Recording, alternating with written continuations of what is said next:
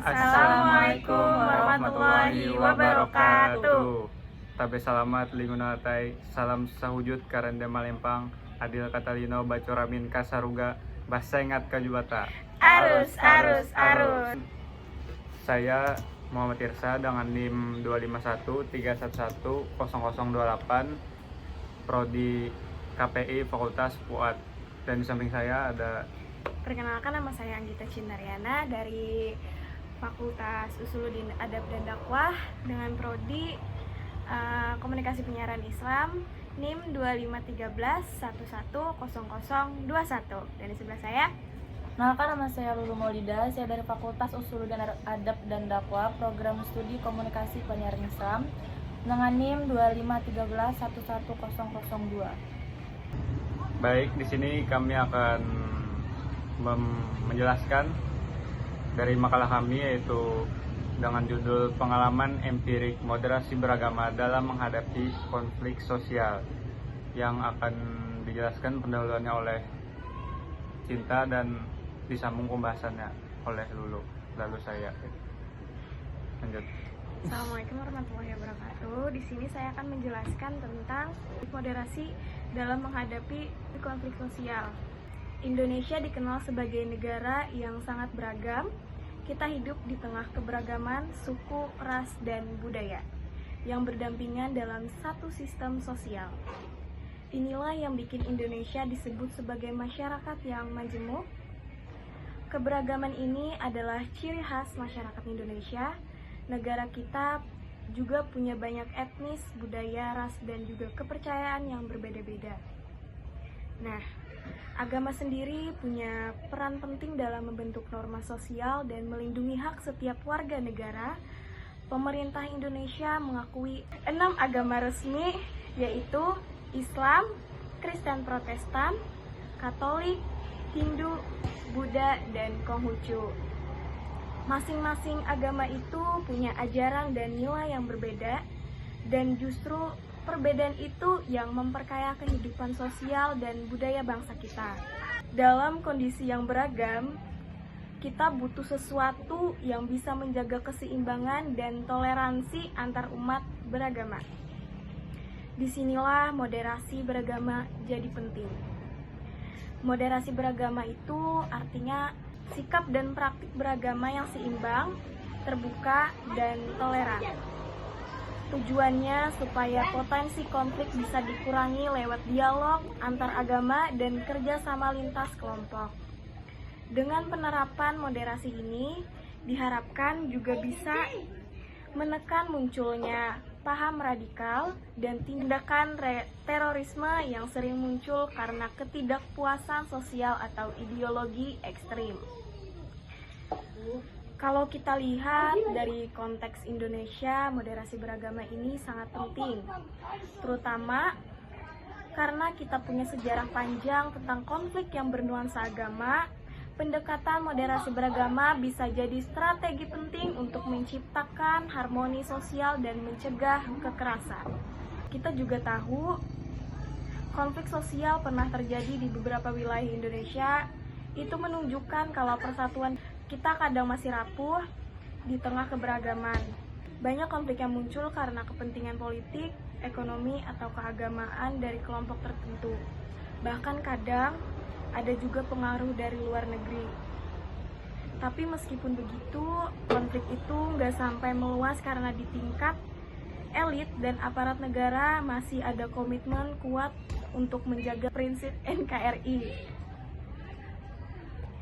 Sikap ini penting banget buat menekan eskalasi konflik dan mengurangi dampak sosialnya.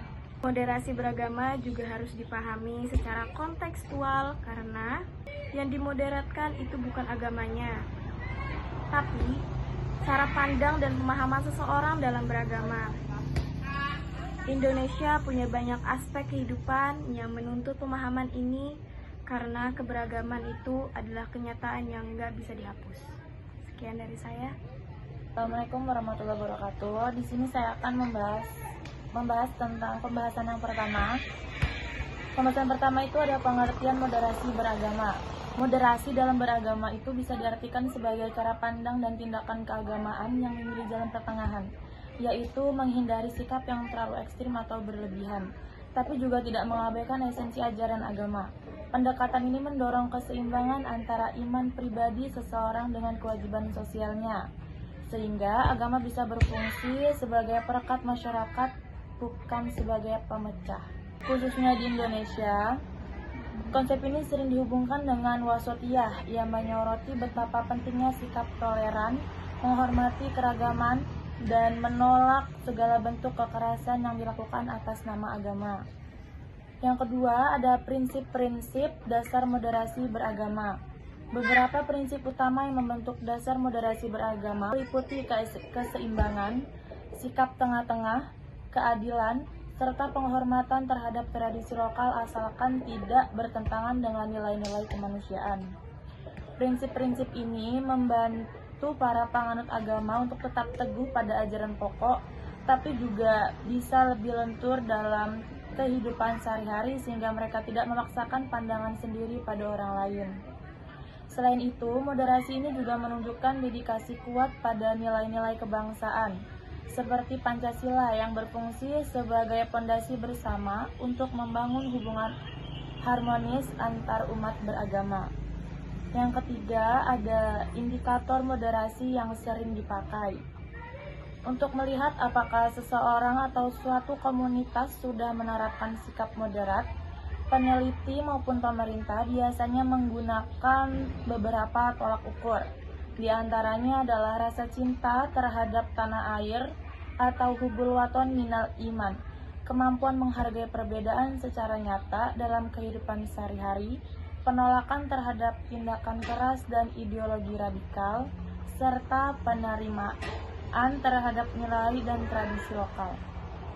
Tolak ukur tersebut tidak hanya menjadi bahan teori, tetapi juga digunakan dalam penelitian lapangan serta program moderasi di kampus maupun lembaga negara. Dengan memahami indikator tersebut, pihak penyelenggara dapat menyusun program pembinaan yang lebih terarah, seperti kurikulum atau pelatihan yang sesuai dengan kebutuhan. Pembahasan yang selanjutnya akan dibahas oleh Irsa. Assalamualaikum warahmatullahi wabarakatuh. Lanjut ke pembahasannya, yaitu ada moderasi dalam pendidikan, kurikulum, pengalaman, dan literasi agama. Pendidikan ibarat pintu utama paling efektif untuk menjaga nilai moderasi sejak kecil. Tempat-tempat seperti kampus atau sekolah bisa langsung memasukkan modul-modul moderasi ke dalam mata kuliahnya. Mengadakan acara lintas agama, misalnya KKN bersama, dan membuat ruang ngobrol di mana mahasiswa dari berbagai latar belakang bertemu langsung, sehingga mereka bisa merasakan sendiri seperti apa rasanya toleransi. Selain itu, dengan literasi agama atau pendidikan lintas agama, peserta didik tidak hanya hafal teori saja, namun juga dapat memahami konteks ritual dan kepercayaan orang lain, sehingga prasangka buruk dapat dikurangi. Dan pengalaman nyata di beberapa tempat, termasuk studi kasus di IAIN Curug, ternyata perpaduan kurikulum dan kegiatan lapangan memang bisa memperkuat pemahaman Anda tentang moderasi.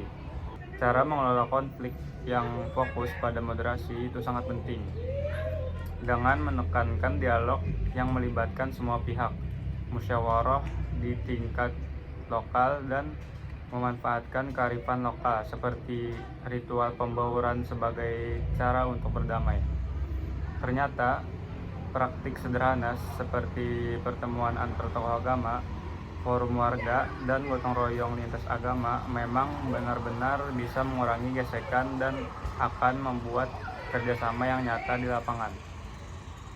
Dari analisis pola interaksi sosial ini, sangat jelas bahwa pendekatan moderasi ini bisa membawa hasil yang positif jika diteruskan secara konsisten. Jadi kesimpulannya, moderasi beragama adalah pendekatan beragama yang menekankan keseimbangan antara keteguhan pada ajaran inti agama, dan kemampuan beradaptasi dalam kehidupan sosial yang beragama. Melalui prinsip-prinsip seperti tawasud, yaitu moderasi, tawazun, yaitu toleransi, keadilan, dan penghormatan terhadap tradisi lokal, moderasi beragama berfungsi sebagai fondasi yang sangat penting bagi kerukunan antar umat beragama, terutama dalam konteks Indonesia yang sangat pluralistik.